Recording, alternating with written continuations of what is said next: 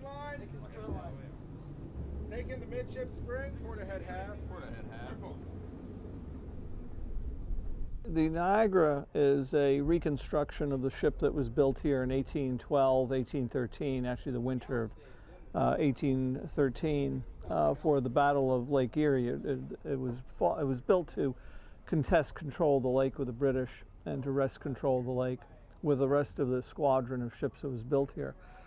6 ships were built here over that winter. The Niagara and the Lawrence were 2 large brigs, and the others were some smaller schooner gunboats. A brig is a vessel that has 2 masts, both of which are fully square-rigged.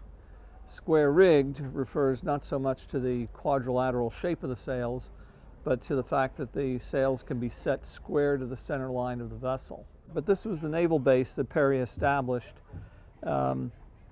because it was a sheltered harbor and because it was close to Pittsburgh in terms of source of supply for the iron industry. So the Battle of Lake Erie was a very important battle in the War of 1812. It was fought 150 miles from here, but this was the base that built the ships and allowed the ships to get out into the lake. And that's the significance of Erie. The significance of Erie in the War of 1812 was as the U.S. naval base.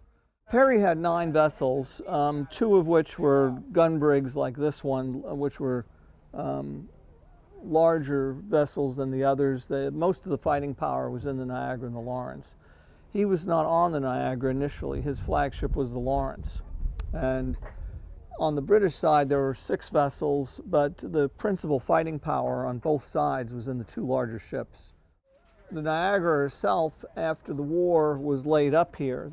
The ships that were not needed were sunk as the best means of preserving them in case they were needed in a few years. You see, the thing that gets ships is faster than anything else is freshwater fungus that causes rot, that causes decay. It's a fungus that operates in high moisture environment, and if you saturate it with water, then it ceases to function. In 1836, the ships were brought up and already deemed too far gone to be worthwhile refurbishing as merchant vessels and allowed to sink again.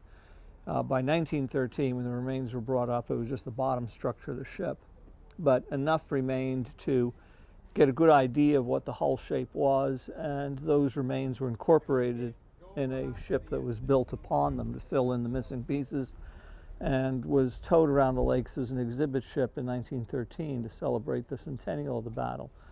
And then that ship was moored here in Erie for years afterwards, was a public attraction at first and then a public nuisance because it didn't have any maintenance and started turning into last year's pumpkin.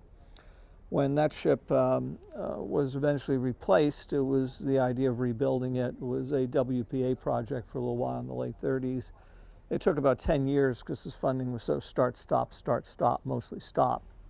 And then in 1943, that ship was launched on the peninsula, floated over by the foot of State Street. And then in 45, the Pennsylvania Historical Museum Commission took over, bought some land, had the ship hauled out and put in a concrete cradle. She was on exhibit here for over 40 years. And in the late 1980s, was again turning into last year's pumpkin, and it was decided this time that they're going to maintain the ship afloat, and there would be one more rebuild of the Niagara. And the result of it was this ship.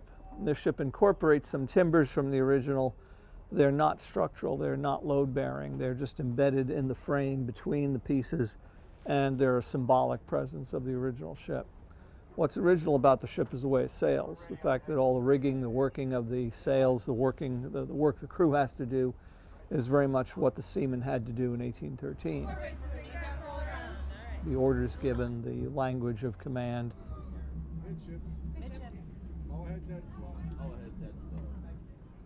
The names of the parts and pieces, all of the operation of the ship is very close to original.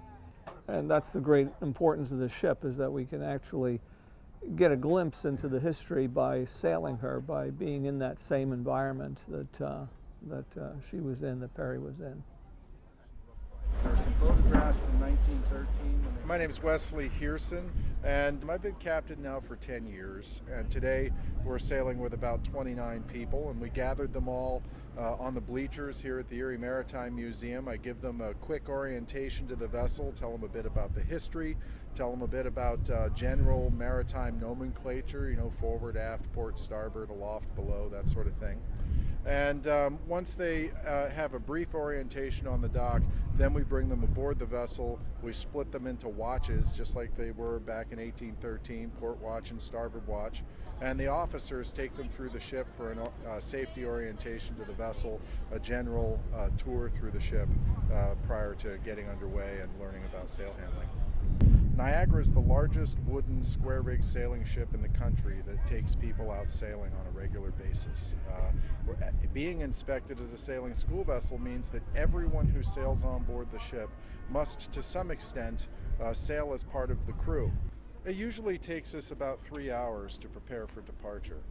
The first 2 hours are done before any day sail students arrive or anybody else. The last hour of departure preparations is done while we're doing the introductions for day sail students.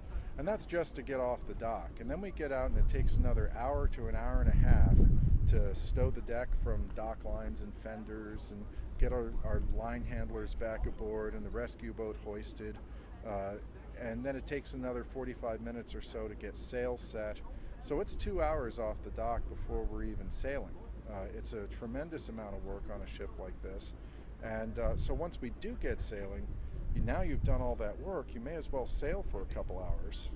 So we'll sail for 2 hours, 2.5 hours, maybe 3, and then turn around and come back in, which takes another hour to get sail in and back in alongside the dock, which is why our day sail program is 5 or 6 hours long. This year being our bicentennial year, the people of Erie really stepped up to make sure that Niagara is well cared for in the future. Our Tall Ships Erie event generated a great deal of revenue for the preservation of the ship, and this ship is an icon of this community. And what was really a wilderness outpost in 1813 that quadrupled the size of the town overnight when all these federal resources came here to build this squadron was really the institution of the town, you know, that turned it from a little village or a little outpost into an actual town. So Niagara is deeply rooted in Erie's history, and there is no other town anywhere in the U.S., city, town, otherwise, that has anything like this.